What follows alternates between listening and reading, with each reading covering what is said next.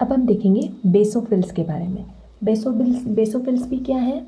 ये white blood cells हैं। किस टाइप के? ग्रैनुलोसाइट्स। क्यों? क्योंकि इसके साइटोप्लाज्म में भी ग्रैनुल्स होते हैं। अब इसके ग्रैनुल्स में और बाकियों के ग्रैनुल्स में क्या डिफरेंस है? ये भी लार्ज तो हैं जैसे कि यूसिनोफिल्स के होते हैं, बट यूसिनोफिल्स के ग्रैनुल्स कैसे स्टेन दे रहे थे? रेड या पिंक, क्योंकि वो एसिडिक थे। ये देंगे ब्लू या ब्लैक, क्योंकि ये बेसिक है। अब इसका साइज़ कितना हो जाएगा? 8 to 10 माइक्रोन का। फिर ये 12 to 15 डेज तक इनकी लाइफ स्पैन है, 12 to 15 डेज। पर इनका परसेंटेज कितना होता है? 0 से लेके 1% तक की होते हैं, ज़्यादा नहीं होते। और इनका काउंट कितना? 1 से लेके 100, इतने तक का ही काउंट जाएगा इसका।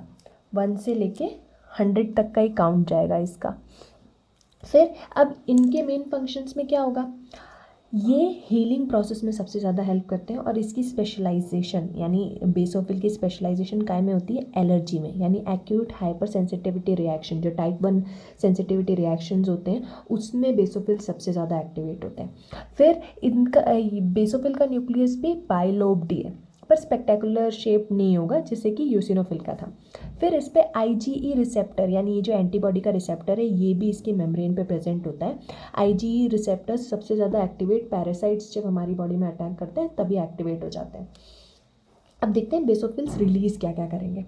बेसोफिल्स एंजाइम्स रिलीज़ करेंगे, यानी उसका ये ग्रैनुल्स रिलीज़ करेंगे एंजाइम्स। ये क्या क्या? प्रोटीएजेस हो गए और माइलो परऑक्सीडेसेस। एग्जैक्टली यहाँ पे सारे एंजाइम्स हैं, ये क्या डिस्ट्रॉय करेंगे? ये माइक्रो ऑर्गेनिजम्स को डिस्ट्रॉय कर देंगे। फिर ये हेपेरिन रिलीज़ करता है, जिससे ब्लड क्लॉटिंग नहीं होती हमारी इंट्रावस्कुलर, यानी वेसल्स में ब्लड क्लॉट नहीं होगा। अब कुछ भी इंजरी या फिर वहाँ पर अटैक चल रहा है तो ब्लड लीक हो सकता है ना। अब जैसे ही ब्लड लीक होगा वो वहाँ पर क्लॉट ना हो जाए, जम ना जाए, वहाँ ब्लड क्लॉट ना बन जाए, इसलिए हेपेरिन रिलीज़ करता है बेसोफिल, और वो ब्लड क्लॉटिंग रोक देगा। फिर ये 3 पार्टिकल्स भी रिलीज़ करेगा, हिस्टामिन, ब्रेडिकाइनिन और सेरोटोनिन। ये तीनों मिलके जो एक्यूट हाइपरसेंसिटिविटी का रिएक्शन हो रहा है वो और बढ़ाएंगे।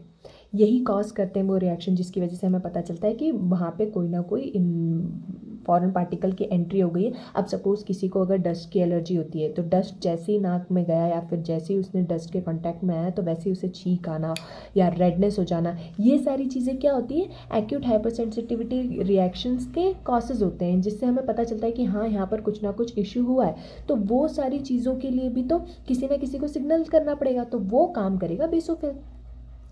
फिर ये साइटोकाइंस भी रिलीज़ करेगा, तो इसमें ये कौन सा वाला रिलीज़ करेगा? इंटरल्यूकिन 4।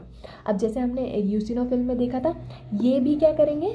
इन्फ्लामेटरी रिस्पॉन्स जो ये सारे सब्सटेंसेस क्रिएट कर रहे हैं उसको और बढ़ा देगा, और फिर उसके बाद में कुछ ऑर्गेनिजम्स को भी डिस्ट्रॉय कर देगा।